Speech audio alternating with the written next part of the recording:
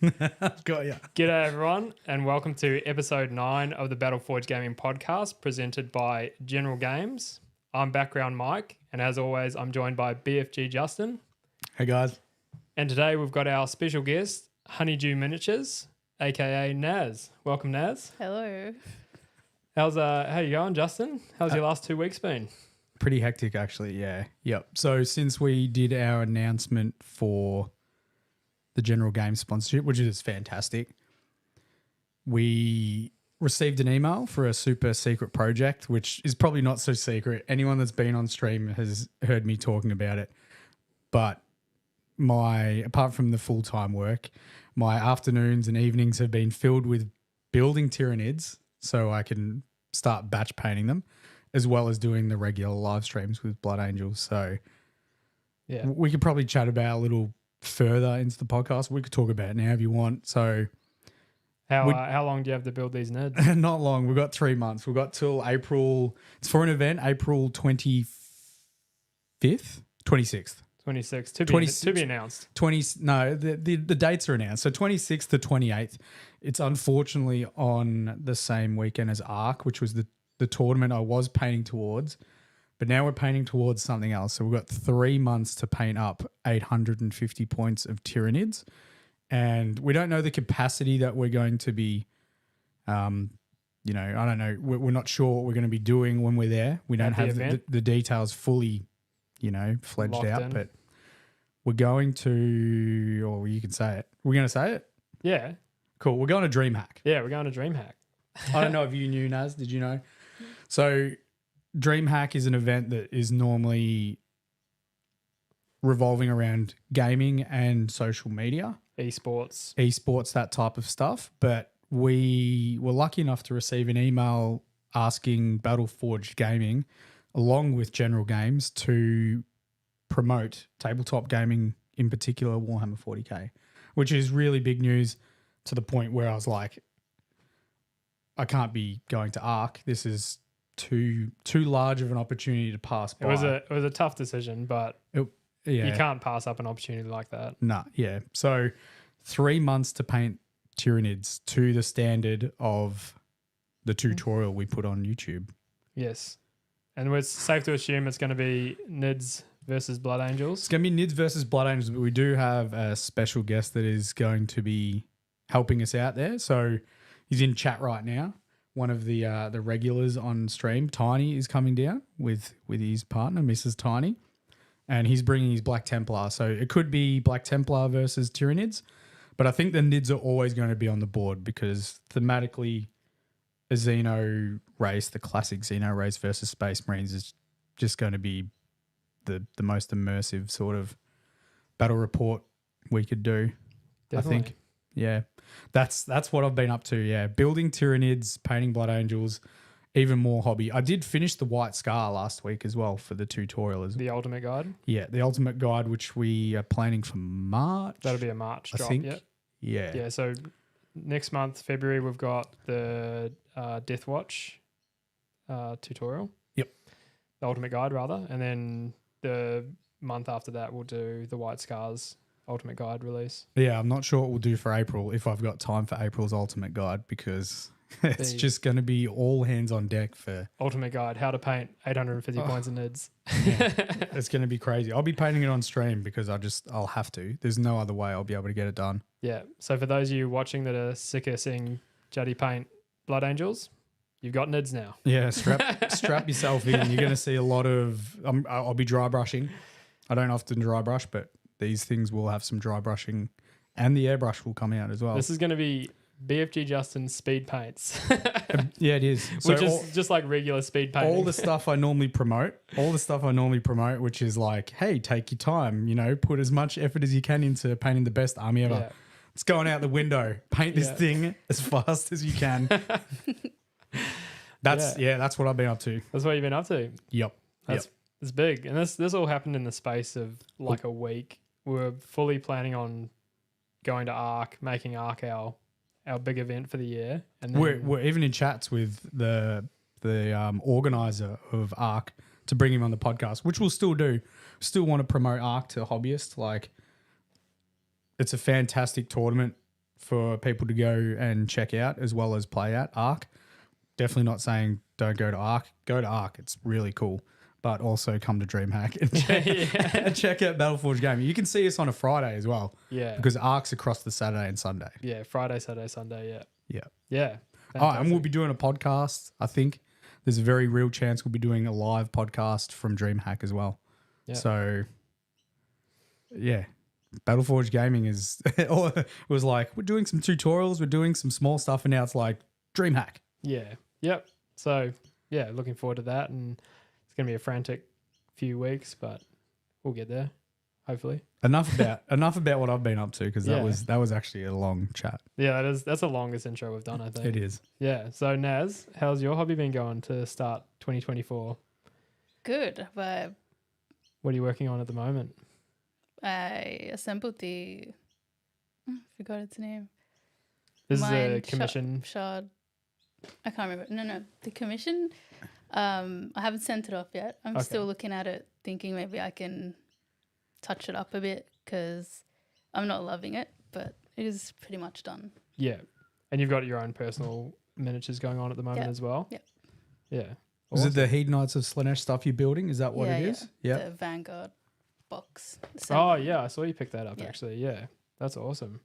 Some of the coolest models for a long time when they got released, I was like, the Myrmidesh, I think they're like the knight version, like these really elegant knights for the Hedonites. They're so cool.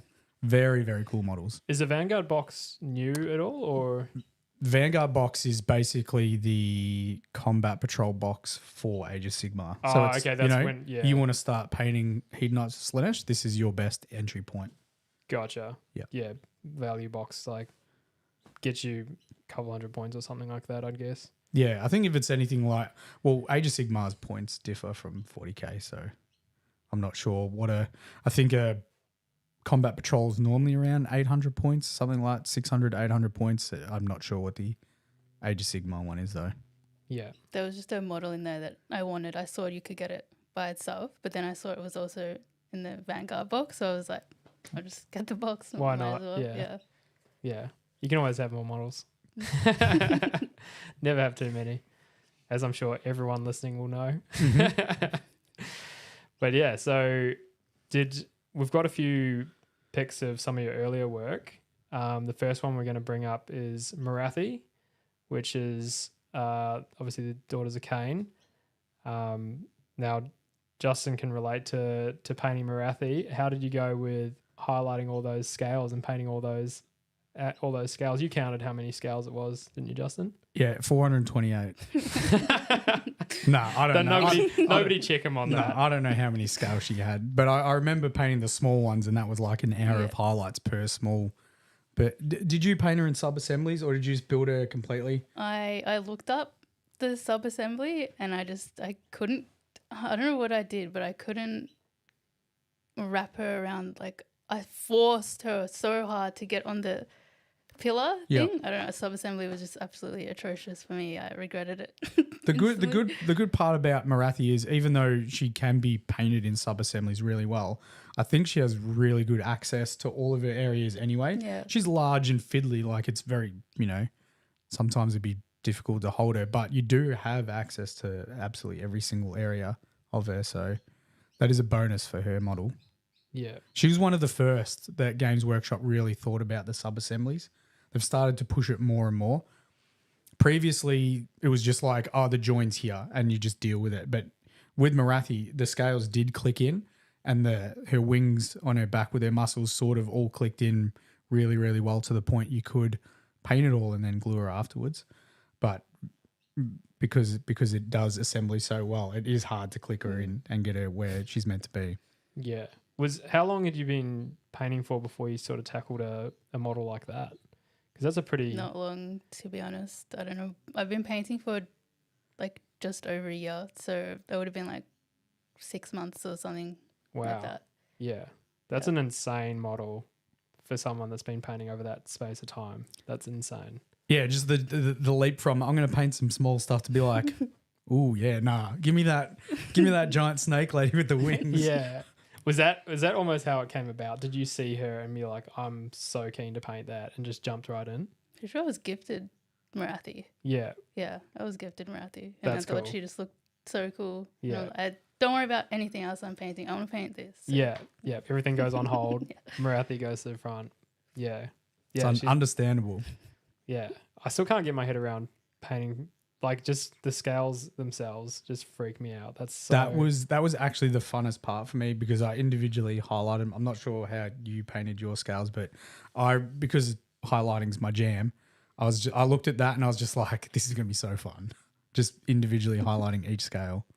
It sounds crazy, I know. Yeah. It sounds crazy, but they're just so sharp. They've got like the pointiest like edge highlights. If you want to get good at edge highlighting, you could pick Marathi up. Like crazy model to be like, I'm going to practice edge highlights on Marathi, but you could do Pretty it. much what I did. Yeah, there you go. Yeah. There you go. It gets you good. But the first edge highlights on the scales might not be the best, but I tell you what, by the end they'll be good. Yeah. You'll be a pro by the end. Yeah. Won't even be stressing at all. That's so good. And then the second model, I think I picked one from your socials, that your Instagram, that's a bit more recent, the Blade Coven, which was, how long ago did you paint that model, if you remember? I think it would have been late last year. Yeah, probably. Yeah. And then Did you paint the rest of the Blade Coven up or just that one specific witch model? I'm pretty sure they're done now. All of them? Yeah.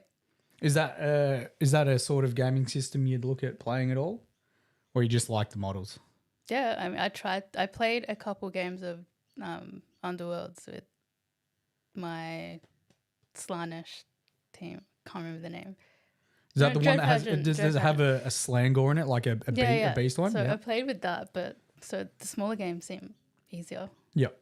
Well, easier to learn, so less intimidating. But I don't have anyone to play with as well. So We've got heaps of people we could play with. We know I was about to say yet. yeah, we've got people we can play with. That's one thing you touched on. The smaller game systems are much easier for newer people to get into, and for painting as well, I think, because you can spend, for whatever reason, if you've got a small warband, I think you can spend a lot of time focusing on the paint job on them, and you like feel really good about it. Whereas if you spent that time on a battle line unit for an army, you're just like, oh, this is so much time.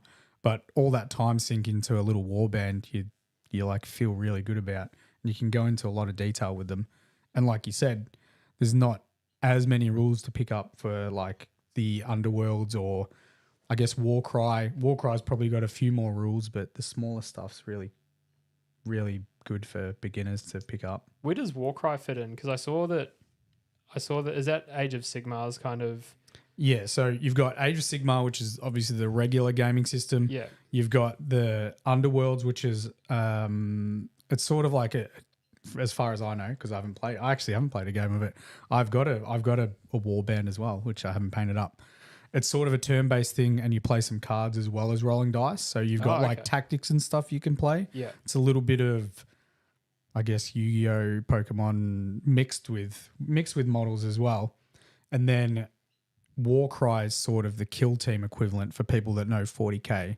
It's the step up where you have, instead of having a warband of maybe 6 guys, you've got maybe 10 to 15, and they've got, it's a slightly different rule system, but it's probably how they try and want to get people into Age of Sigmar. You start with the smaller stuff, you go to Warcry, and then you can jump into Age of Sigmar, because your Warcry stuff has rules for Age of Sigmar as well.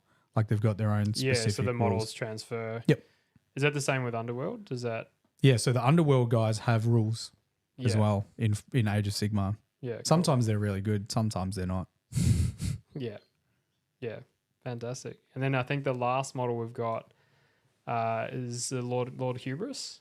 Is that you put up pretty recently? Is that one you've just finished, or is that one you've had sort of... Yeah, I started the shield like 2 days ago, and then I think I finished him up yesterday. So Yeah, about nice. a day. Awesome.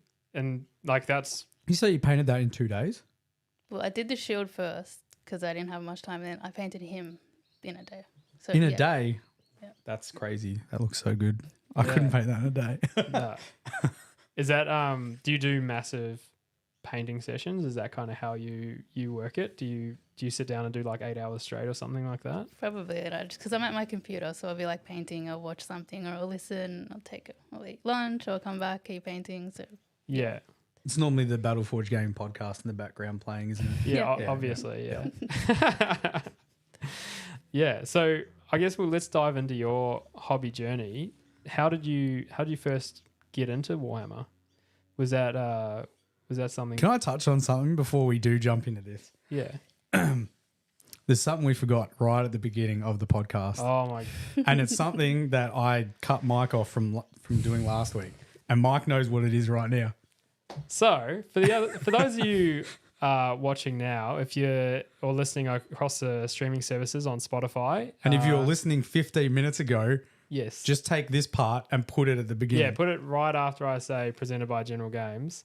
If you could like and subscribe and have any feedback for us, drop a comment, and that'd be much appreciated. Yeah, hit that thumbs up button. It's free, Definitely. please. Yeah, and we can go back to Naz's journey now. Yeah, I just yeah. want to get that out of the way because I didn't want it to be right at the end. I can't believe I forgot again. Oh, I'm sorry, everyone. I'll let you down. So, how did you discover Warhammer? Well, I knew someone that used to play Warhammer, so I gifted them Warhammer because it's good to be like creative, and did that. And then when they were painting, I helped them paint and painted some for myself and realized, oh, this is really cool. And then they gifted me Warhammer back, and since then, like, they got me my Daughters of Cain. Yeah, So yeah, boom, Awesome. that's how I got into it. that's so good. So you got them back into the hobby basically. Yeah. And then they've dragged you in with it with them.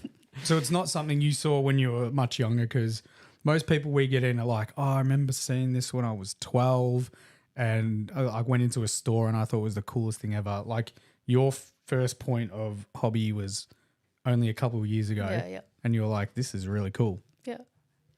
And you said you haven't really played a lot of the gaming system side of it yet. You're definitely a painter over gamer in that sense. Yeah. Yeah. Did you do a lot of like creative stuff prior to Warhammer? Were you a painter in any other way prior Yeah, to the hobby? I loved art at school. That's probably when I last really did anything painting, was like high school, and then paint by numbers during COVID lockdown. Yeah. So I guess I went from that to painting minis. So Yeah. It's the same thing. Yeah. Paint by numbers and painting your minis is the same thing. I think just- I've compared it before. It's just 3D. I'm telling you, Yeah. it's just 3D. I was really Exactly. good when I was younger, growing up and painting my colouring books and staying in the lines, and I do the same thing now. yeah. So Yeah, there you go. Paint by numbers. Yep. And then moving forward now, you've sort of got a bit of a social media presence now with your painting. Did you start that to keep your motivation going with painting, or how did you end up starting your Instagram with the miniature side of things? someone just told me I should make a page for it, and I was like, all right. And I posted. I thought, I didn't think anyone would really care, but then all of a sudden, other newbies started following me. Like, we're all new and we're all enjoying everyone's like work and giving each other tips, and it was pretty cool. I wasn't expecting it at all. It was a very positive experience. Yeah, because you seem to get tons of engagement with your comments on your posts and things like that, which is, I mean, it's kind of a bit scary, I can imagine, putting your stuff out there. You never know how it's going to go. Like you said, you didn't think people might care or anything like that, or you could get negative comments and things like that. And yeah, it's amazing that you've had that sort of response from everyone. Do you know if any of them are local or anything like that? There's a few fellow Aussies. I don't know about really Melbourne. There's a couple, but yeah, whenever I see it's an Aussie, I get excited. Yeah. I don't know why. It's just, it's just exciting. I think we're the same, because like you can relate on so many more levels, I guess. Yeah. In that way, like Justin's got a few that are going to come out for DreamHack, and just cool things like that you really wouldn't get with people overseas. Like someone, So we could be getting some international people coming to DreamHack. yeah, totally, yeah. But you never know; it's a lot higher. Yeah, it's hard. It was a bit more difficult. Yeah. Just to come and say hi to the BFG team at DreamHack. Yeah. So you said it's been pretty much entirely positive. Has that helped your motivation, do you think, for painting? Yeah. I don't think I got one comment once that was a bit not, but not positive, but that was it. Everyone else is just Name and shame. No. yeah, no, it's been so positive, and yeah, when you post it and people like it, it makes you feel good. Even when I don't think that it looks good, people are still like, no, I like this about it, or I like that about it, which I never thought. Yeah. But they just point out things that were good, so it's good. You It's look nice. at you look at your own models in a bit of a different light. Yeah. Which is You are generally your own harshest critic with your own work, for sure. yeah. And I guess like we were chatting about a little bit off the podcast, you were saying that, you know, you spend so long looking at that model, you start to pick it apart, I guess. And I mean, I saw on your socials that you made a commitment to post something no matter what. And that's awesome. That's just such a great attitude to have, because, you know, things might not go to plan, but other people are going to look at it and they might find inspiration from it, like the colors you've used or the way you've done something. It is really good because, like, we were chatting about, quite often you get put into this little vacuum where there's all these amazing painters and you see their stuff, but you don't see a lot of the mistakes or stuff people aren't happy with. I've seen occasionally some stuff people aren't happy with, but it's good to be able to put it up and be like, you know, I finished this model, I painted it to completion. I don't love it, but it's also something you personally could probably learn off as well. You can be like, okay, so there are parts of it I really, really like, and I can move that to my next model. And then there's stuff that I don't like, and you can learn from that area and you know, don't make the same mistakes again. Theoretically. I think, yeah, it's good. I do the same thing sometimes. There's a few models, and it's only small stuff. It's not always the whole model, you know. I've done tilting shields I don't like the look of, or banners. Like I recently finished a Stern Guard Sergeant, and it ended up looking better than I thought it was going to. But there are some areas that I'm just like, yeah, it's not great, but, you know, it's there, it's finished.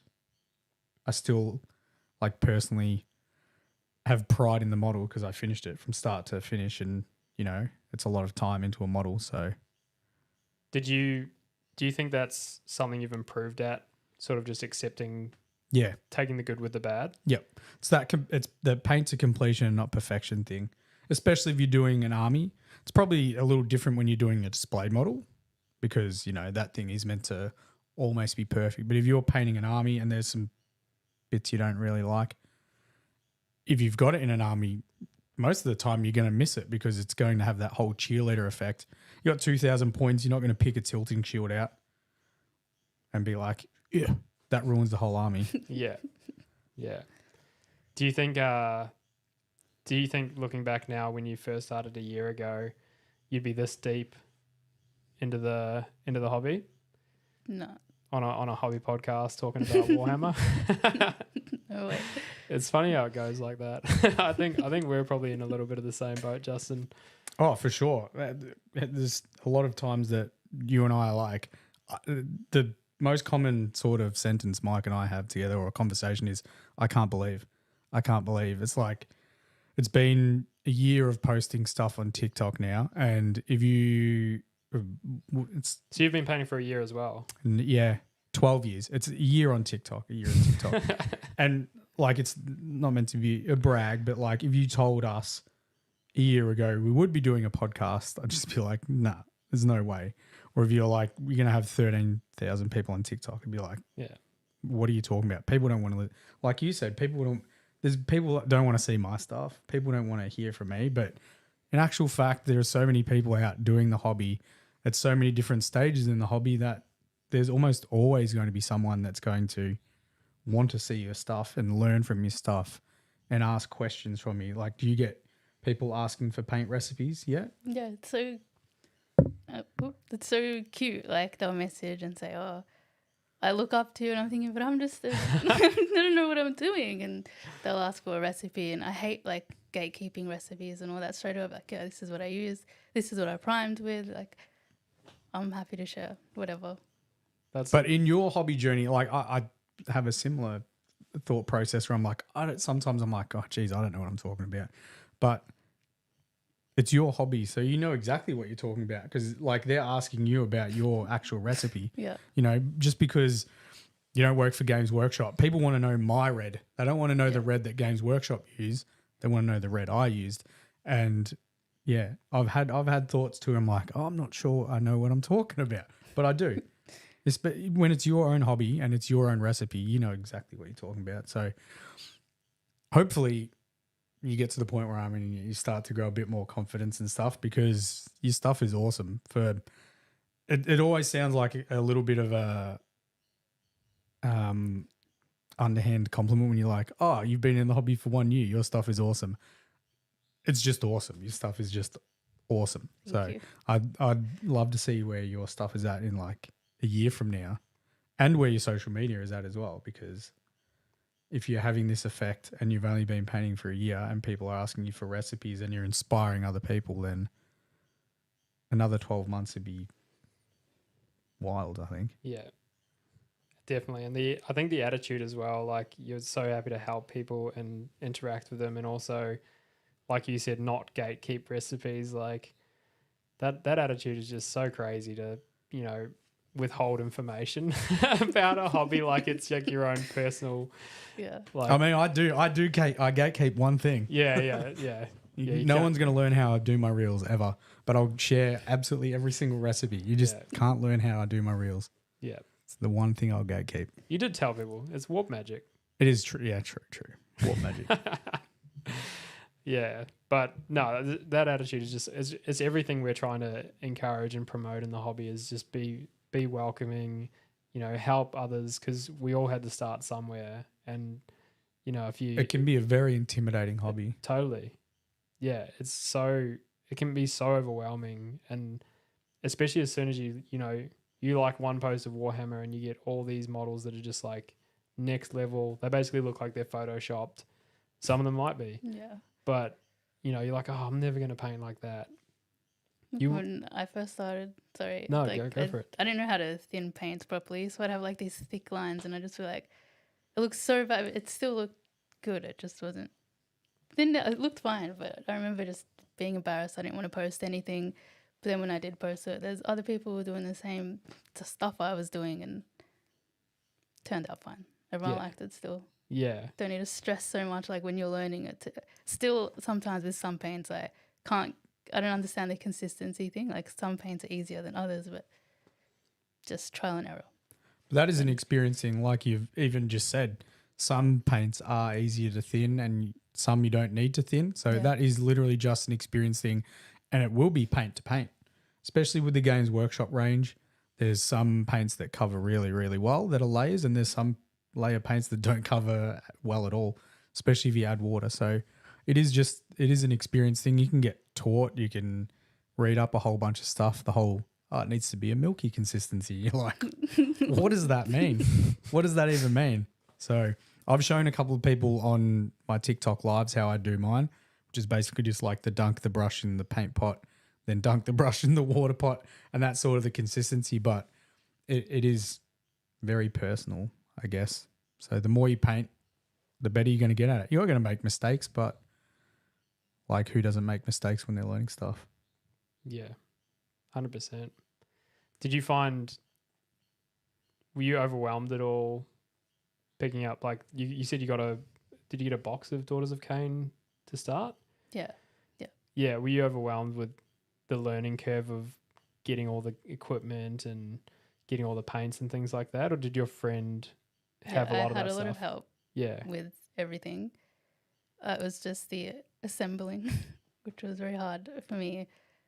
The glue, I'd put too much and it'd get all stringy, and then I'd start just stressing out because I didn't know how to do it, but I'm a lot better now. I still sometimes put too much glue, but back then, I had a lot of help. Yeah. I can so relate. I use too much glue. You said the same thing the other day. You came into work, you're like, hey man, if I put on too much glue, how do I fix that? And you're like, I don't know if you can, dude. Yeah. It was just like, I was like, oh, more glue is better because it'll like fill up over gluing, it'll fill up the joint a little bit. And I was just like, that is way too much glue. It's just like coming out onto the model. I'm like, cool. I'm pretty sure this glue melts some plastic. So, yep. But yeah. Building's still my least favorite part of the hobby. I don't mind it. I feel like oh man, that's like the easy now. Well, if I'm not stressing and putting too much glue and just making a mess. But I don't mind assembling. Yeah, But I enjoy mold it. lines annoying. I enjoy it as well, but I suck at it, I think. I'm breaking stuff all the time. I always make a story like, oh, I snapped this, or I'm just always having issues with assembling. I can't sub-assemble because later I always have some kind of issue and just I do the whole thing now. Do you lose pieces? I've gotten better at not losing pieces because I keep them in little Ziploc bags.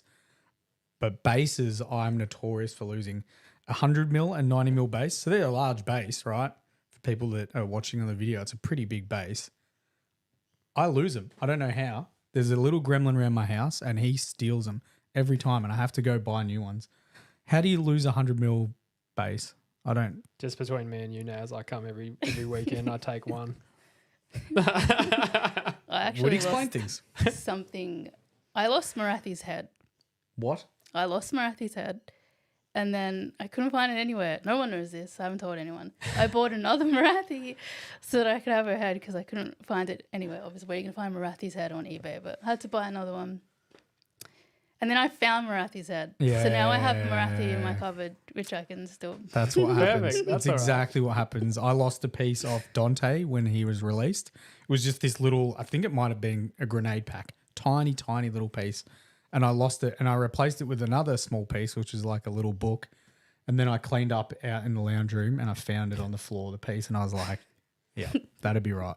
That would be right. It's always the way. So good. There must be around... But the every bases hobbyist don't turn home. up. The bases don't turn up. Yeah, they're gone. I did it with I built that repulsor most recently and I couldn't find the base.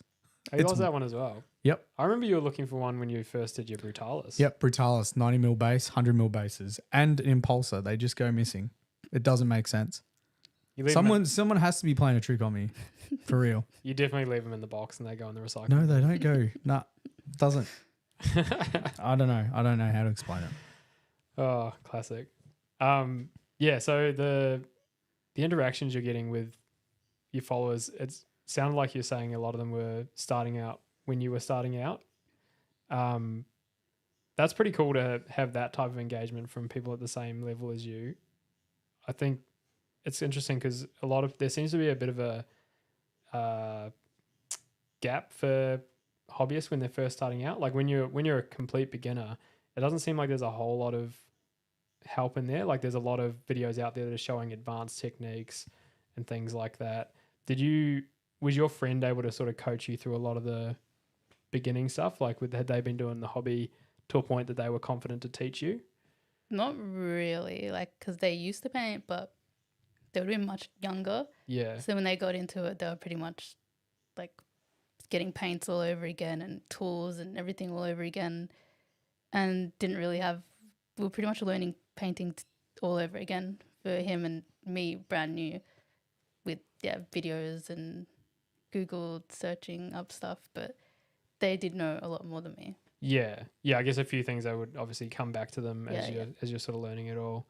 Because that's where I think I've found watching Justin's live streams, people can kind of come in and ask any question. It doesn't really matter whether it's building or your first sort of color theory and things like that. Did you use a lot of social media for your help? Did you reach out to any other hobbyists? Did you go on socials and ask people how they did things at all? I don't know. I can't remember. It's been a while, but definitely praising everybody. Like everyone's different. It's amazing how everyone can paint the same thing, but it just all turns out completely different. So I love seeing all the different styles and yeah. Did you have anything to inspire you to paint a particular way for your first sort of? Were there paints? any particular artists that you drew inspiration from? Like you might not remember their usernames or anything, but was there like, did you see some Daughters of Cain models that were painted yellow from a guy named? Nah.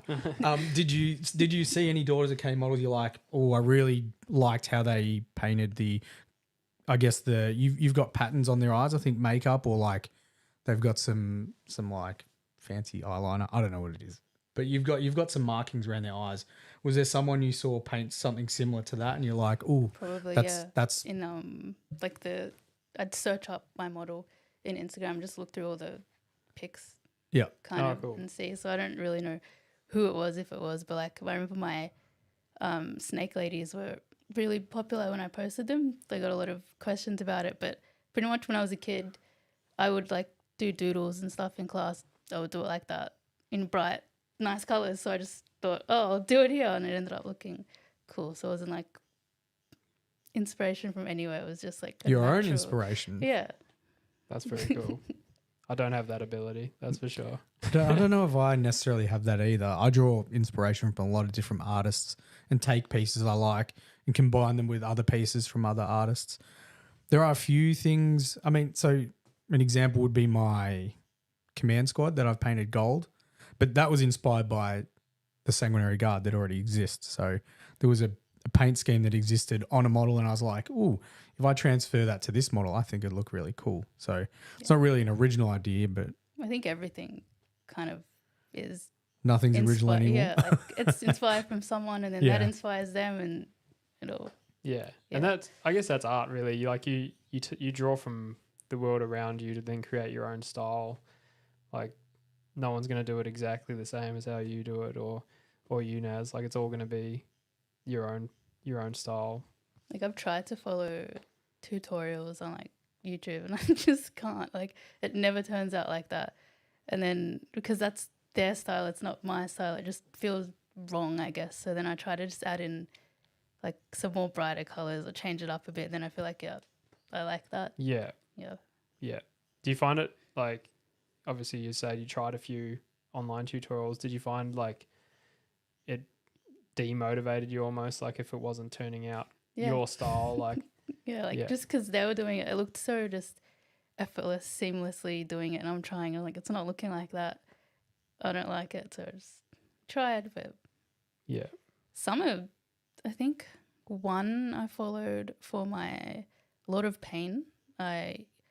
Majority was the YouTube tutorial, and then I changed a bit. But that was like the only one I could follow. All the other ones, everything turned out not how I wanted. Yeah. There are specific sort of paint styles, and like some people develop their own paint style. So it can be, the heavy metal paint style that I do is got its own style, and it draws people in that like that particular style. And it is, there's, and someone like yourself might be like, oh, I really like that green, but unless that's your paint style, it's very hard to achieve that specific green without doing that paint style. So yeah, I suppose if you're not in love with that style of paint, you're going to struggle to do it, because like you'll be like, oh, this doesn't look how I want it to look. Well, it's about finding your paint styles, Yeah. Like I get asked often, you don't paint too much grimdark stuff when you're using like heaps of texture paints and stuff, because that's not my style. And I'm all for people painting the way you want to paint, because that's how you're going to stay motivated to paint your stuff. It's very difficult for someone that paints grimdark to want to paint something heavy metal, because they're used to painting what they're painting and they're comfortable with that, and that's how they paint. So finding your style is pretty important, I think. And some people develop their own personal style, so it's probably even harder for them. I ran out of white primer, so I've been having to use like a darker grey and a black, and just like, nothing's turning out how I want it to, because I'm so used to white and bright, and it's just, I think, that's why I'm not so happy with my latest things, because it's just black primer, but definitely makes a huge difference. Yeah. Yeah. Yeah, it's so crazy how that can affect like how satisfied you are with your results and things like that. Even just, something as subtle as the colours coming through a little bit deeper, a little bit darker, when you want it to be bright and sort of pop a little bit more. That's Have you had any models turn out like that, Justin? Where you're it's hard to remember. Not so much anymore, because I sort of know exactly what I want to do and how I want to achieve it. I'm trying to think. I don't think there has really been anything, because I can analyze a model and be like, this is going to be the best primer for me to start. And because my paint style is based around the heavy metal, it's very like systematic in a way. So Yeah. I don't know. I'm trying to think. I can't really. If I think of one, I'll definitely interrupt whatever you're saying. Yeah. And let you know about it. That's what I was just trying to think in the time that we've been sort of hobbying together. If you've ever stopped a model halfway or anything like that to restart. It's pretty hard to remember because the whole 2023 was just Blood Angels. Yeah. So you know what you're doing. I don't know exactly what I'm doing with Blood Angels. And almost the whole of 2022 was my Necromunda stuff, which for me was a little bit of a learning curve with what primer I wanted to use on those models. But I think I didn't really have an issue with them. I started with a grey on my Van Sar because it was going to be a really good starting point for my teals and the darker colours. And I think I started with Mephiston red for my Goliath because their flesh tone is very red based as well. So I don't think it's been the longest time since I've started with a specific primer and had issues because I chat to my mates all the time about painting stuff and I'm like, dude, you need to be starting with this primer, bro. You're going to be like, that's going to be so much more work if you start with this primer. And if you're painting up armies, you want to cut those steps out because it already I take a long time to paint my stuff. I could start with a black primer on my Blood Angels and it would probably give me a deeper red, but I would also need to probably give it 4 base coats instead of 2. So adding even more time onto something is not ideal when you're trying to paint an army. Yeah, definitely. Is there any tips you've picked up along the way that a year into the hobby now that you sort of wish you knew back at the starting point? Like we've had things like wet pallets, having like a good water pot or something like that. Is there anything that you're like, oh, I'm so glad I've got that now? No, but I need those things. It's all right. We've got a great episode on all of it. Episode number 2. I think we've actually got 2 episodes on what you need to know for beginners. Yeah. The second one's good. He's dressed like an elf. So Was that Christmas one? I'm pretty sure. Yeah. That was episode 7. It was Christmas cosplay. Yep. Christmas cosplay. Yep.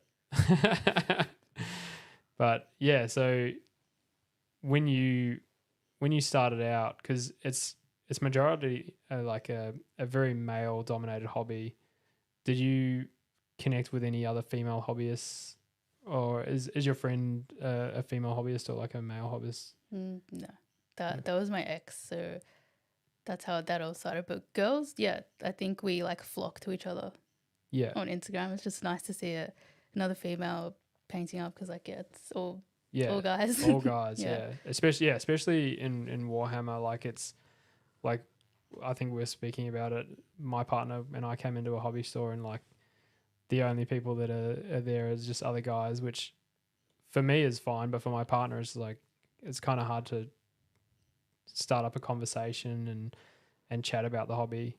Yeah, it was hard enough without taking away from female hobbyists at all, because I think social media has made it really accessible for everyone to get in the hobby now. You're starting to see just more and more people from everywhere getting into the hobby, which is fantastic.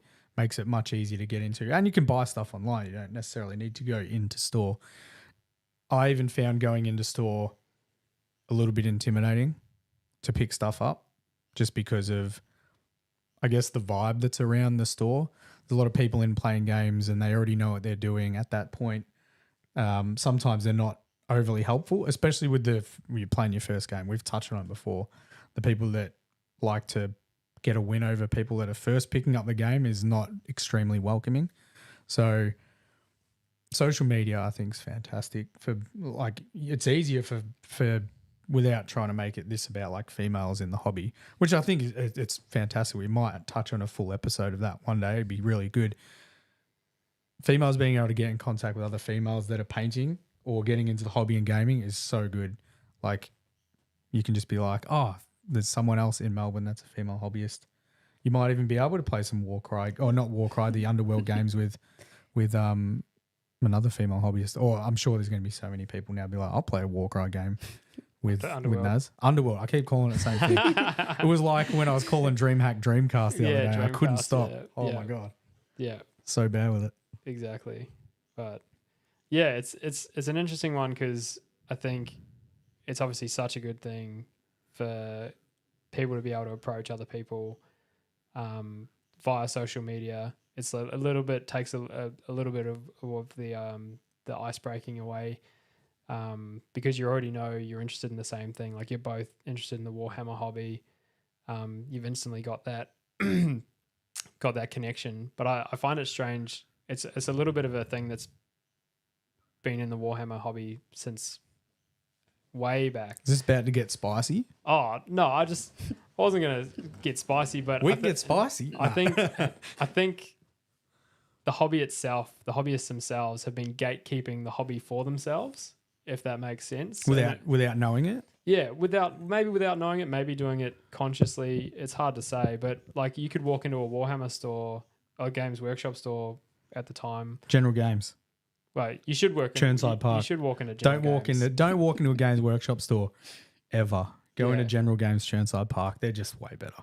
Like now Way it better. seems like you walk into General Games, for example, and everyone is sort of really friendly and it seems like it's better. But I mean, I've still gone in there when they're playing games out the back and it's still like, it takes a bit. I'm on a podcast, but I'm not a massively outgoing person. So I think it must be really hard.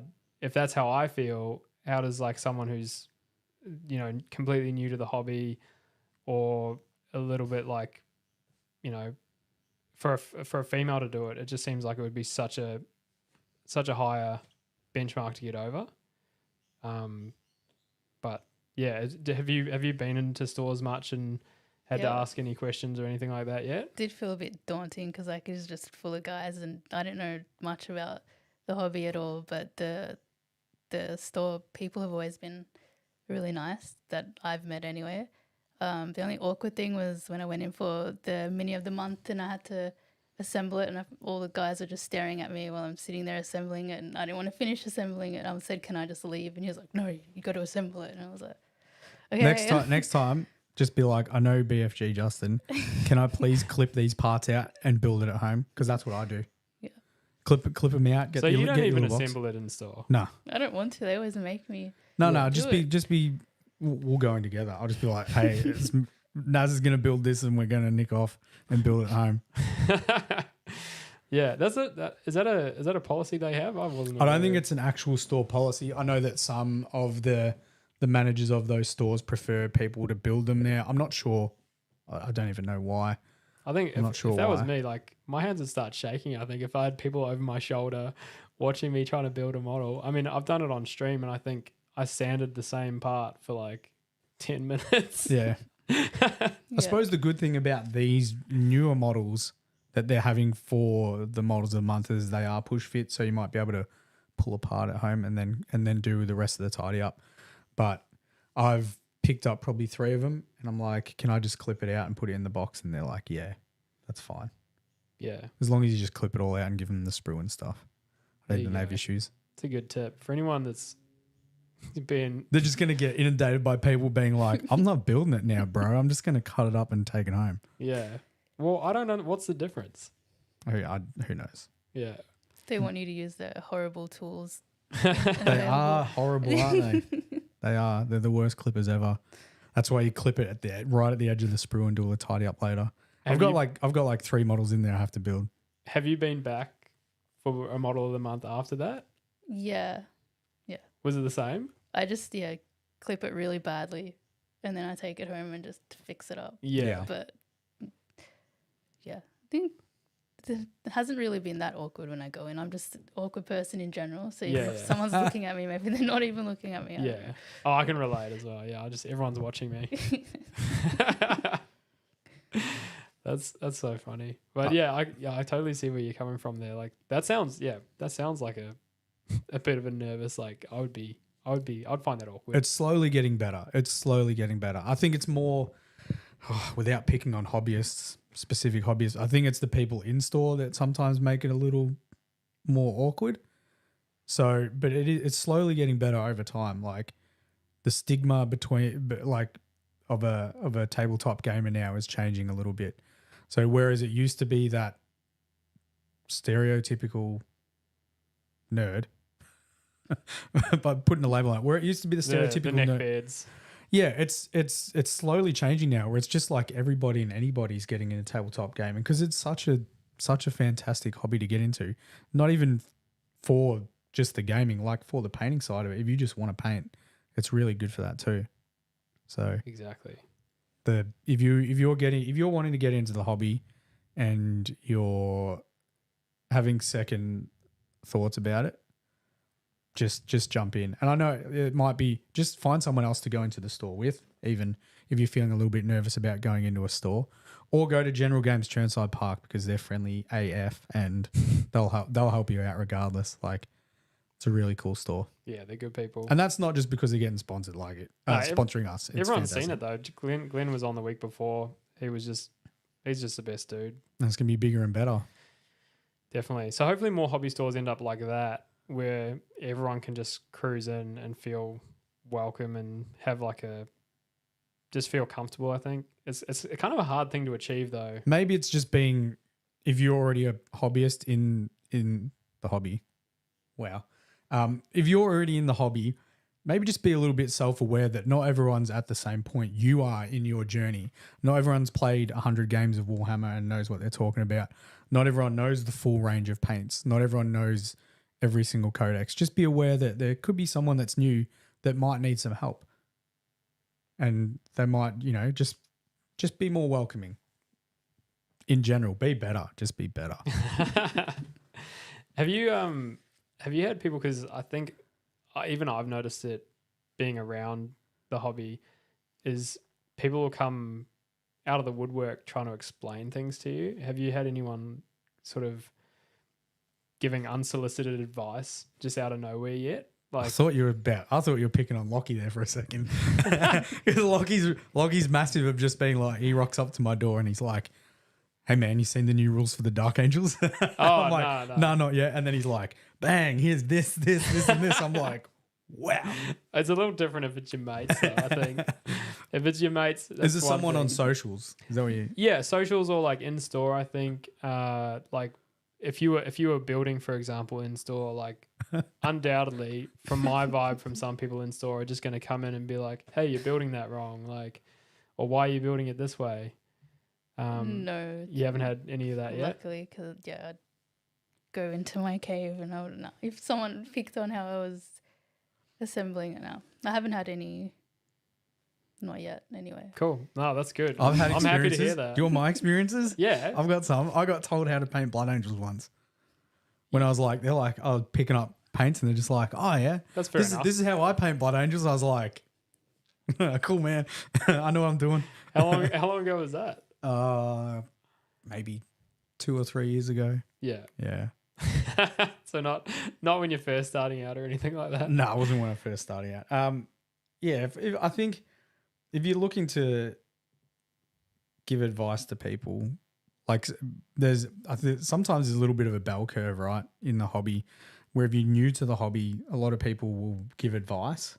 So like they're brand new to the hobby and they're starting to learn, and then they're like, here's all the stuff I've learned. And it might not always be the best information. And then you go down on this bell curve and be like an intermediate hobbyist, and you sort of know more about what you're doing, but you don't tend to tell anybody at all. And then the bell curve starts to kick up again, and you get to the point where you know what you're talking about. And I guess this is where I'm at, and you're looking to help people, but I won't force my ideas on anyone. If someone wants help, then I'm willing to give them help. So like if someone, and I say it all the time, if people are in the Discord or on the IGs, without sounding creepy, you can slip in my DMs, and I'm always there to try and help people with their hobby, whether it's paint recipes, how to build something in sub-assemblies. Doesn't matter how big it is or how small, as long as there's a question attached and it's not just like, here's my model, what do you think? I'm not just there to give you acknowledgement on a model. I want to help you out with stuff.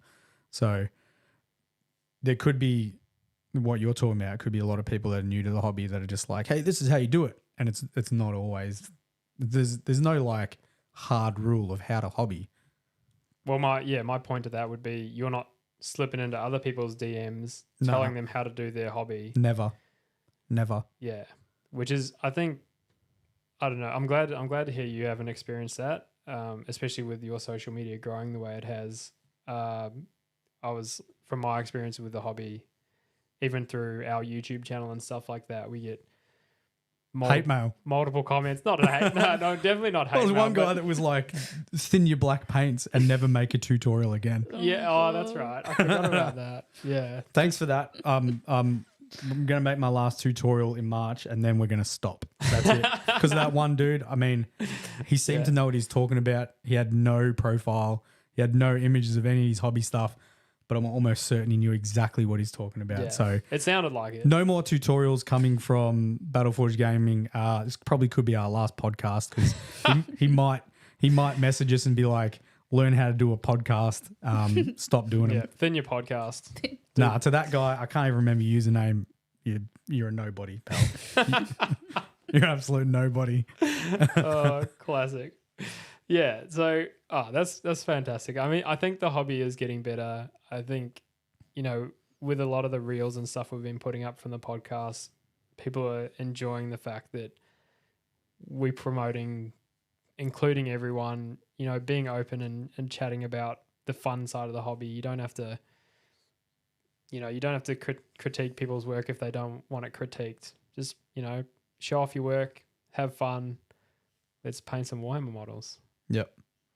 And if someone does ask for a little bit of critique and stuff like that, don't just dump an encyclopedia on them of knowledge. Give them a couple of things to work on, because if you're new to the hobby, man, there's no way you could learn like 11 tips some new guy who probably doesn't even implement those tips does into your model. Just give them a couple of tips. Be like, work on seeing your paints a little bit, work on separating your colors a little bit, and touch on some edge highlights. And then they can work on those three things and then, improve on other stuff. Doesn't have to just be like, because imagine putting your whole effort into a model, your first ever model, and some guy just shreds it apart and gives you like 11 different things to work on. Yeah. You'd be like, oh, I guess my model is the worst thing in the world then. Yeah. Whereas if they're like, hey, these are the bits I liked about it, and these are the things you could improve on pretty easily. Yeah. It's about motivating people. We don't just rip them down.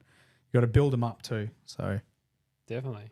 100%. Yeah. If people are asking for tips and things like that, or for feedback, that's totally fine. But like you said, the feedback has to be constructive. You can't just, everything about this is wrong. You can't, and it's art. At the end of the day, who cares? It's art. It's subjective. If you love that model, awesome. That's sick. Yep. You catch more flies with honey than you do vinegar. Yeah. But like your first model, Naz, you probably weren't as good a painter as you are now when you did that. But do you like that? Do you like that model still? Yeah, it's like my little friend from the past. Yeah, you'd be so proud of it. Pro tip, keep it forever. Don't do what I did. Keep it forever so you can always go back to that model and just be like, this is the stepping stone of where I painted. And you can see that journey. You can be like, this next model was the one I started to learn edge highlighting on. And then like 4 models later was the one that I really started to nail my edge highlighting. And the same with Marathi. Marathi. Yeah. I started doing scales of Marathi, and then my edge highlighting was A+. Yeah. Yeah, like I wanted to strip my witch elves because they were like one of the first ones I did, and I wasn't happy with them. But now I'm like, I'll just buy some more, and then I can have those and the new ones. Yeah. Yeah, you'll be so glad that you didn't strip them as well. I think we've had people talk to us about, I'm just going to strip this model. And it's like, if you don't have to, just keep it. You'll look back and you'll be so happy you kept it, I think. There's one thing I can say from being where we're at now, which, we're going to continue to build Battleforge Gaming. We're not where we want to be.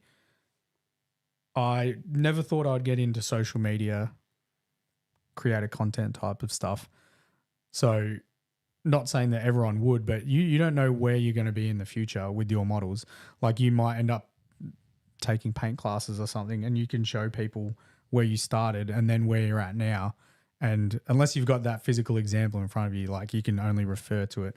Like we were chatting about my first ever model, and I was like, I painted it red and gave it a wash, and then I thought the light was enough highlight for me, but it's pretty hard for you to create that model in your mind. I remember what mine looked like, and it was below average. It was below average. So keep your first models.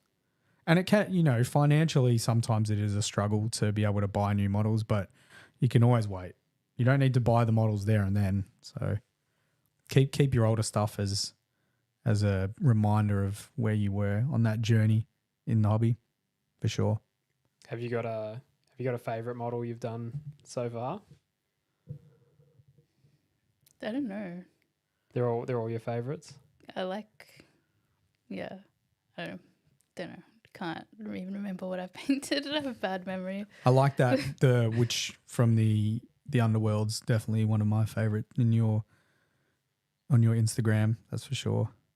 Like the new Lord of Hubris is cool, but that witch elf with I think she had makeup too, or the markings on her face, very cool. Yeah, like my witch elves, I tried to do the black eyeliner.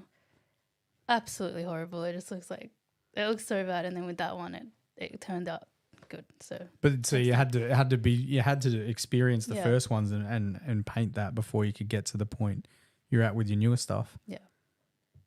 Because that was the first. Is that the witch elves you were like tossing up about stripping back? Yeah. No, don't do that. That's so good. And you've taken on commission as well. Yes. Was that something that came about because of the social media or? Yeah, it was my favorite YouTuber. I messaged them just saying like, "Oh, I love your videos," and then they were like, "Oh, I love your minis. I've never seen anything painted like that. Could you paint something for me? I'll pay you." And I was like, "Yeah." I don't know, it was cool. I thought it was really cool. That is cool. Yeah, that is awesome. Yeah, that's so good. And he gave me a few options to pick from. I thought half orc barbarian would be easy enough to paint, and I thought the model was really cool. When I got it, it was really small, so it was 28mm scale, which I think Warhammer's like 32. Yeah, so 28 is probably closer to the Necromunda models. Yeah, Necromunda's much smaller model, so it is much more difficult to paint. Yeah. I couldn't even see the eyes. It was so small. But everyone was like, just give it a go. And I was like, okay. And I did. And I primed it. I dropped it. The weapon snapped off. And I had to, which in the end kind of helped me a bit because now I could reach all the tiny spaces that I couldn't before. But then I had to super glue it back on and it was like, it looks kind of crooked. But yeah, I like it. But it could have been better. If it was a bit bigger, it would have been way easier and I would have liked it a lot more. But I still think the guy will be happy with it. Yeah, fantastic. I think you just talked us through like every commission painter's, like first commission painter's worst nightmare. Yeah. The model just like breaking in front of you. Yeah, just straight snap. At least it was straight.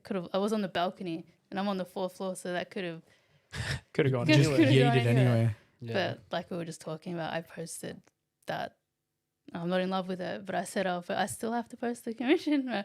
I will do it. Yeah. Even though I don't like it, I'll do it. Yeah. I love the commitment to that even if you don't love the model personally, you're going to put it out there because you're going to inspire a ton of people, especially if you've got a community that are just starting out in the hobby. They're gonna see your work and be like, yeah, I can get there. I'm gonna keep at it. Here's the thing about a commission though as well. Like sometimes you will have like a preset color scheme that your client wants or like a specific paint style, and it may not even be something that you particularly like yourself, even from the beginning, let alone at the end. But as long as your client is happy with the end result, that's all that matters. Because I don't really do commissions. I don't really offer my services. Too expensive. Yeah, I know. Yeah. But I guess I'm on the point where I'm very picky with who I would do the work for. It has to be my style, my particular style on the models that like I enjoy for me to be able to do a commission job. So yeah, I'm sure, like you said, your client will be absolutely stoked with the end result. But it shouldn't be looked at as a negative if you don't personally see it as the best model. Because we're holding it like this, but they're going to hold it like like on the table. They're not going to be like what I'm doing, judging every single little Yeah. bit of it. It's for So, D&D, I'm assuming. Yeah. D&D. Yeah. Well, yeah, exactly like you said. Like when you're painting it, you're literally looking as close as you physically can to the model, and then because you've been looking at it for days on end, you're like noticing this is wrong, or like I don't like this part of it. Or, It doesn't help that the D&D models aren't as detailed Yep. as Warhammer stuff. They're like lacking a little bit of detail and not as crisp and not as clean and smaller. So did you it's say very, they're resin as well? Those ones? Yeah. Yeah. How did you find the commission style of things, painting for someone else as opposed to painting for yourself? Did you think that's something you would look into doing more? I don't know. It is a bit stressful because like it has to turn out good because it's for someone. If it's for me, then no, like who cares? But yeah, it was a bit stressful. I guess I'd do every now and then, but I could never paint up an army for someone. No way. I guess it's a bit of a confidence thing as well. Like you're saying, you know, it has to turn out good, but your painting is good, so you know it's going to turn out good. It will turn out good. That's that bell curve you're talking about, Justin. I guess it happens with confidence as well. yeah, for sure. And I think we spoke about it on a previous episode about commissions, but you're hoping that you said the YouTuber or the client liked your style, so that's what they want from you. Yeah, that's why they've come to you. That's why they've come to you. Yeah. They're not asking you to do heavy metal or, you know, anyone else's style. They want, you know, Honeydew miniatures. They want Naz's style. So I never think of it like all these things you're saying. I'm like, that's true. But yeah, you never think of it like that. yeah, no. Like Yeah. I do know what I'm talking about because I pick the colors. And Yep. Yeah. Yeah. That's right. And that's confidence is a big thing when it comes to painting as well, because some people naturally are more confident in their own abilities. Some people can be so confident that they have a slight delusion, whereas look, let's be real here. Some people doubt themselves. I'm one of those people. I doubt myself a lot, and it sounds like that you maybe have the same thing. And sometimes you have issues with your confidence. Whereas if you can get to the point where, yeah, I know what I'm talking about. I know you don't have to be arrogant with your work, but you know, people are coming to me because they like how I paint. You'll improve as a hobbyist that way as well when you get more confidence, because it helps you try things that you otherwise wouldn't be doing. It was very difficult for me to start doing freehand text until the point I taped some stuff up and then started doing my first text. And once I did that, I had confidence to do even more stuff. So it can be a little bit of a snowball effect, getting that confidence, and you never know what you'll achieve once you start to have confidence in your own artwork, your own painting. Definitely. Yeah. You're painting stuff for YouTubers. It's massive. Yeah, that is massive. Justin doesn't even do that. No. No, that's very cool. I have people asking me to paint Leviathan base coated. Yeah. You can base coat some. I could base coat the shit out of Leviathan, but I'm not going to do it. Yeah, and I mean, were you nervous saying yes to a commission? Because I've always wondered. Brushlicker, when we spoke to him about commissions, it had been so long since he did his first commission. I always wondered how nervous the very first one would be. Like, oh man, am I going to get this? Am I going to get this done? Like, if there's a time frame, am I going to get this done in time? Did you have a time frame on it, or was it just like take your time? Yeah, there was no time frame. There was nothing specific he wanted. Perfect. Yes. That always takes a lot of pressure off because, like Brush was saying, he might have to get stuff ready for someone's army for an event. That would obviously add another element of stress to painting commission. Yeah. Well, there's no going back if you're looking to touch stuff up with most of those time frames. Like you kind of just have to push through it, and like you said, paint to completion. You don't really get the option to fix it up. Yep. But is it going to get used on a YouTube video? Do you know? I don't know. Maybe that'd be pretty cool. That would be awesome. He does do videos where he like opens fan mail and stuff and shows. Yeah. So. Shout outs. That's cool. Awesome. That'd be very cool. do like a D&D playthrough, I guess, what would be the equivalent of like a battle report? Is that something that they would do, that creator, would they do a actual D&D campaign? I know that they play, but their channel is completely nothing to do with. Nah. Yeah. That's fair enough. Yet they might switch it up. Maybe they'll get a full range of honeydew miniatures for D&D and do a honeydew D&D campaign. How many miniatures? That's not too many, is it? It'd be like half a dozen or something. Whoever's playing. I'm not fully aware of how D&D operates. I think everyone has one character each. We need a laptop charger. Is that what's happening? It should be in my hobby room on the ground. There you go. Background M. You can background M can just shout out. Background M to the rescue. Hopefully, it's found. I might have to move in a minute. No, that's all right. But I think D&D is you only have one character per person, and then the dungeon master controls the little critters that are running around, or a big monster. I think. I just realised we won't be able to charge the laptop. Oh, is that? Do you have enough plugs? I don't think so. Is there? No. Well, that could be pretty much how much battery we got left. 5%. 5%. That sounds like it could be the end of this episode. Wow. There we go. There you go. Well, we might have to cut this one a bit short then. Yep. What's we can always do a second episode if you'd like to come back for a second episode. Definitely. Yeah. What's before our laptop crashes? What's coming up for Honeydew Miniatures in 2024?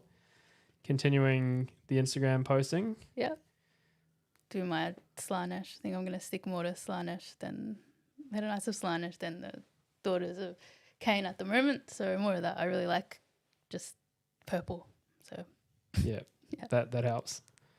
And you said you played a game of Underworld. Do you think you're going to try a couple more games? Would you play Underworld again? Is that... yeah, I'd play. I might have to paint up an Underworld game. Yeah.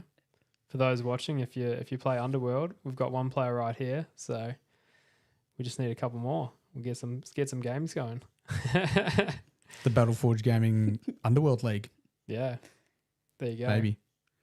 Coming to YouTube. Yeah, coming soon. Fantastic. Justin, you've got more nids to paint? Oh, I got heaps of nids to paint. I'll be painting them tonight. This is obviously live on a Saturday. So I'll be starting live tonight on stream. I'll be getting the airbrush out and trying to paint these things as fast as I can. That's actually an interesting question. Do you think you'd ever get into the live painting side of things? Like, I've thought about it. Yeah. Yeah. Yeah. Do it. Yeah. You should do it. The first couple of streams will be pretty difficult holding the model there and reading all the comments, but it's like anything, the more you do it, the easier it gets.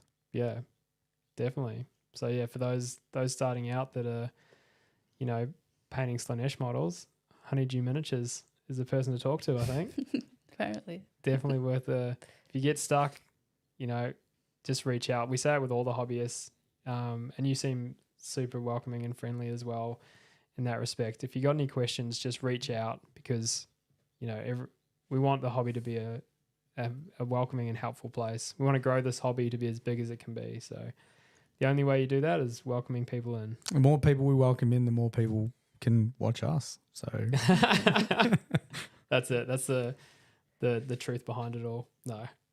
But yeah, thank you everyone for watching. We've had to cut this episode a little bit short due to some technical issues or the battery life of our laptop. And we'll see you in 2 weeks. Thank you so much to Naz or Honeydew Miniatures for joining us.